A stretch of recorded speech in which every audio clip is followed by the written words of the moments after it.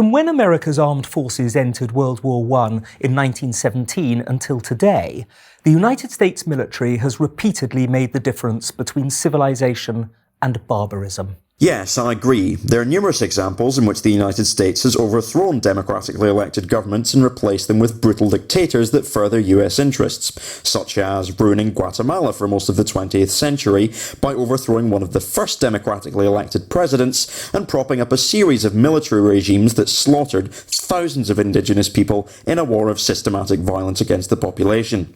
Or destroying Chile by overthrowing a democratically elected government, replacing it with torturous military dictator Pinochet, and hiring a gang of neoliberal economists to ruin the country's infrastructure. Or ruining Iran for decades by overthrowing a democratically elected government for not pandering to wealthy interests in the oil industry, and replacing it with a monarch who tortured and killed thousands of people who had the audacity to oppose his regime. In that sense, yes, the United States military has repeatedly made the difference between civilization and barbarism. What you'll find is that countries shouldn't be allowed to have democracy if they elect people that America doesn't like. It's no exaggeration to say that a militarily strong America is the one indispensable prerequisite for a peaceful and prosperous world. According to a Gallup poll of 66,000 people in 65 different countries, America is the #1 greatest threat to world peace. Also, America's bombing of Cambodia from 1970 to 1975 killed about 600,000 people, and the aftermath of devastation and suffering acted as a catalyst for building up support for Pol Pot's brutal Khmer Rouge regime. Have a fucking golf clap. The witness of history, as well as our own common sense, bears testament to the fact that when America's armed forces are powerful, focused and feared, the globe is a better place than when she is weak, unprepared and vacillating. Tell that to the 200,000 landless peasants in East Timor that were tortured and slaughtered in concentration camps by a US-backed military occupation. Tell that to generations of black people that suffered almost 50 years of racial segregation in apartheid South Africa, supported by the US. Tell that to the thousands of Cuban dissidents that were killed by the secret police of the US-backed Batista regime.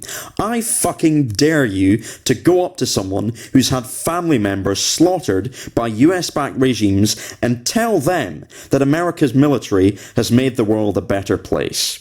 I dare you. In the past century alone, there have been 4 great threats made to peace, democracy and freedom. Does anybody else feel like they're being brainwashed watching this? Each of them have come from enemies that hate and fear what the United States stands for, as laid down in her Declaration of Independence, Constitution and Bill of Rights. So, threats to peace, democracy and freedom all come from people who oppose the American state. The presupposition that the viewer is supposed to pick up from this without really having to consciously connect the dots is that the American state stands for peace, democracy and freedom. That's the premise that you're not allowed to question. You would be perfectly reasonable to question this premise, however, considering the fact that America's founding documents were written by rich white slave owners who felt that concentrated private wealth and power ought to be protected from popular democracy. 3 of these have come from differing mutations of fascism, and one from its totalitarian twin, communism. Let's just quietly ignore the fact that there are forms of communism that clearly aren't authoritarian, e.g. anarchist communism, and tar all communists with the same brush. The important thing is that the word communism should always be used to evoke a sense of shock and fear, and never to provoke any kind of rational discussion about what communism actually is. In each case, it has been the US military that has been a principal force protecting the free world from the tyranny these threats have sought to impose. The notion that the American military fights in the name of some ideological commitment to protecting freedom and democracy around the world from tyranny is nothing more than a propaganda myth. Most of us have this drilled into our heads from a young age, but it's really not true at all. The American military fights to advance the strategic and economic interests of the American state and the masters of the American economy. Whether that means supporting democracy or dictatorship abroad varies entirely depending on what will advance the interests of the American upper class at any given point in time. The First World War sprung from Germany's bid for hegemony over Europe and was powered by a Prussian military machine that was proto-fascist in its outlooks, ambitions and assumptions. When the discovery of the infamous Zimmermann telegram revealed that Germany wanted to extend the war even into the American heartland, the Wilson administration sent hundreds of thousands of young American recruits, nicknamed doughboys, onto the battlefields of Europe and tipped the balance in the Allies' favour. America did not fight Germany because of any ideological opposition to fascism, but because of strategic concerns over Germany constituting a rival power that would pose a threat to the monetary interests of American corporations. In Haiti, for example, German nationals controlled 80% of the country's national commerce, and when the Haitian government failed to pass legislation that would allow American corporations to basically buy up the country, Wilson's administration, showing its love for democracy, began an occupation in 1915 and had the legislation passed at gunpoint. The occupation continued for 19 years, and between 15 to 30,000 Haitians were killed. Combating another illegitimate power simply because it is a threat to your own illegitimate power doesn't merit any applause at all. 25 years later, the American armed forces were again fighting against the second mutation of fascist ideology as espoused by Nazi Germany and Imperial Japan. On battlefields as distant from America as tiny islands in the South Pacific, picturesque villages in Italy and desolate towns in northern Africa, as well as on the sea in the Atlantic and in the skies over Germany, the American armed forces made another invaluable contribution to victory. But again, this wasn't because they were ideologically opposed to fascism. Rather, they opposed the Nazis because it was strategic for them to do so at that point. There are numerous examples where the United States has supported fascists abroad. In 1980, El Salvador was under the control of a brutal military junta. Roberto Dubuisson, a neo-Nazi trained at the US Army School of the Americas, led death squads which had connections to the junta. Together, the junta and the death squads tortured and murdered tens of thousands of people, and the US supported them because it was strategic for them to do so. Plus, the business community in the United States supported Hitler and Mussolini up until World War II, mainly because they were anti-communist. Yet the fight for freedom wasn't over. There was never any fight for freedom. To quote Spanish anarchist revolutionary Buenaventura Durruti, no government fights fascism to destroy it. When the bourgeoisie sees that power is slipping out of its hands, it brings up fascism to hold on to their privileges. Almost as soon as World War II ended, a new threat arose, the red fascist version of totalitarianism, Soviet communism.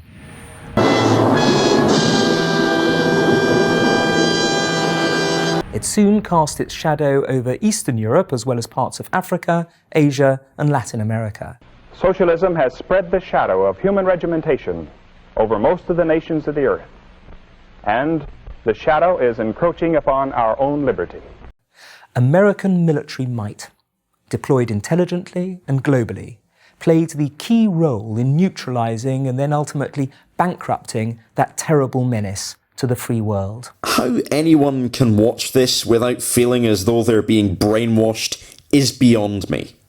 When victory in the Cold War in the late 1980s and early 1990s finally came under the presidencies of Ronald Reagan and George H.W. Bush, it was because the US armed forces were kept strong enough to deal with the ceaseless probing and provocations of the Soviet Union over nearly half a century. As I don't advocate Leninist politics, I'm not going to defend the USSR or other supposedly socialist or communist states. I don't consider these states to be socialist or communist, namely because in just about every example, socialist forms of organisation, namely workers' councils, were destroyed by party dictatorship. The USSR was highly repressive to its own population, and it was also a threat to Eastern Europe and Afghanistan, but it was not nearly as great a threat as the United States made it out to be.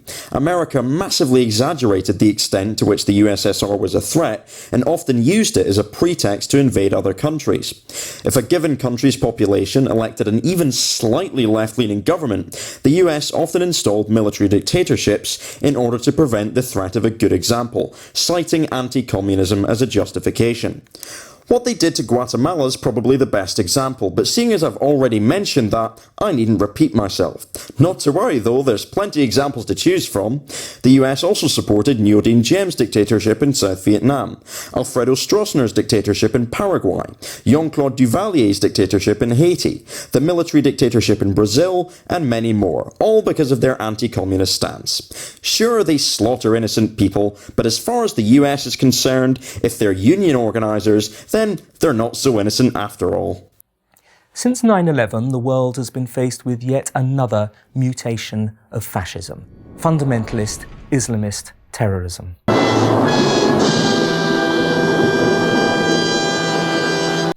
Taking on many of the features of earlier fascist movements, hatred of democracy and Christianity. Hatred of democracy, yes. Hatred of Christianity, not necessarily. Although Mussolini hated Christianity, Hitler was a Roman Catholic and claimed that Nazism was a Christian movement. Also, it seems quite odd that democracy and Christianity have been listed together, as though the viewer is supposed to make some kind of association between the two. A fanatical anti-Americanism and anti-Semitism. Anti-Semitism, yes. Anti-Americanism, sometimes, but keep in mind that a vast number of fascist dictatorships, such as those mentioned earlier, had a mutually beneficial relationship with the United States. Also, this seems like a particularly propagandistic view of fascism that seeks to conveniently set it apart from ultra-right-wing conservatives in America by claiming that it is necessarily anti-American and anti-Christian. It's no coincidence that aggressive foreign policy motivated by absolute patriotism has not been mentioned here, namely because the primary purpose of this video is to whip up patriotism in order to justify aggressive foreign policy. And a desire for utter uniformity. The Islamist terror movement has caused death and destruction wherever it has appeared. The fascist bacillus has mutated yet again, but it is alive and well. The threat of Islamic terrorism nowadays plays a similar role in US foreign policy that the Soviet threat did during the Cold War. Hype the threat up and use it as a pretext for aggression. Islamic terrorists are awful, but what they've done to America and the UK is minuscule in comparison to what America has done to countless nations across the globe. And yet again, the traditional antidote to the American military has taken up the task. The antidote. The US military has worsened the spread of political Islam. America supported Islamic fundamentalist mujahideen groups in Afghanistan in order to fight against the Soviet Union. The US also supported Muhammad Zia-ul-Haq's regime in Pakistan for the same reason, and a centerpiece of his government's policy was to Islamize Pakistan, turning it into a global center for political Islam. America has also been allied with the fundamentalist Wahhabist regime in Saudi Arabia since World War II in order to access Saudi oil. But not only has the US worsened the spread of political Islam by covertly supporting Islamist regimes when it's convenient to do so, it has also contributed to the radicalization of Muslims by devastating one Muslim country after another with bombings and dictatorships. The lack of any leftist movement means that anger towards the devastation doesn't find a coherent outlet, and so people are drawn to religious fanaticism. By taking on the forces of terror in full-scale wars in Afghanistan and Iraq, the US made it clear that it would not permit fascism to triumph in our time, any more than earlier generations of Americans permitted it to in theirs. The US supported Saddam Hussein's regime in Iraq when it was convenient to do so. Plus, one of the main forces in Syria today fighting against ISIS is the Kurdistan Workers' Party. However, Britain and the United States have labelled the PKK as a terrorist organisation, probably because they're too left-wing. All this has come at great cost in lives and money. The cost of these precious lives, men and women fighting for others' freedom far from their own homes, can never be repaid. The military does not fight for your freedom. That is categorically false. But the money, a defence budget that is by far the largest in the world, has been well spent. Oh yes, the millions of people around the world that have suffered as a result of US-backed dictatorships and atrocities will surely be grateful for America liberating them. It has protected the honour, power and prestige of the USA, upon which the cause of freedom ultimately relies. Obey, obey, obey. Don't believe this propagandistic horseshit. The cause of freedom ultimately relies on the self-organisation of the working class. When the United States armed forces are weak as they were before the Second World War, when America had only the 14th largest army in the world... Only the 14th? God, that's rubbish! The likes of Adolf Hitler are encouraged to make larger and larger demands. Yeah, I mean, it's not as if popular grassroots movements against dictatorship and despotism have ever achieved anything. The only possible solution is for America to run a big evil empire instead. When US armed forces are strong, however, even a superpower like the Soviet Union has to acknowledge its own internal contradictions and inability to overawe the West. With China rearming massively and posing a growing threat to Western interests and values around the world, and the threat of Islamist fascism still upon us, it is well to learn the central lesson of the past half-century of human experience, which is that for her own sake, and that of those who love freedom everywhere, the United States must be militarily preeminent. I'm Andrew Roberts for Prager University. When states are questioned about the vast amounts of power they accumulate and exercise with impunity, their defence almost always refers to other states that are doing the same thing. We must use violence, because if we don't, they will. We have to have a big evil empire, because if we don't, then they will. If they use violence, that's morally reprehensible. If we use violence, it must be for the general good. If you don't support us using violence, then you must be opposed to the cause of freedom. States are not capable of acting in a moral way. They lack, and in fact actively undermine, the valuable human capacities that help us to behave in an ethical way, by dividing everyone up into the rulers and the ruled, and by doing away with all decency and respect for human dignity in an endless quest for money and power. Their only concern is to become king of the mountain as quickly as possible. The notion that the cause of freedom lies with such an oppressive, domineering institution is so ridiculous that it's on the brink of satire.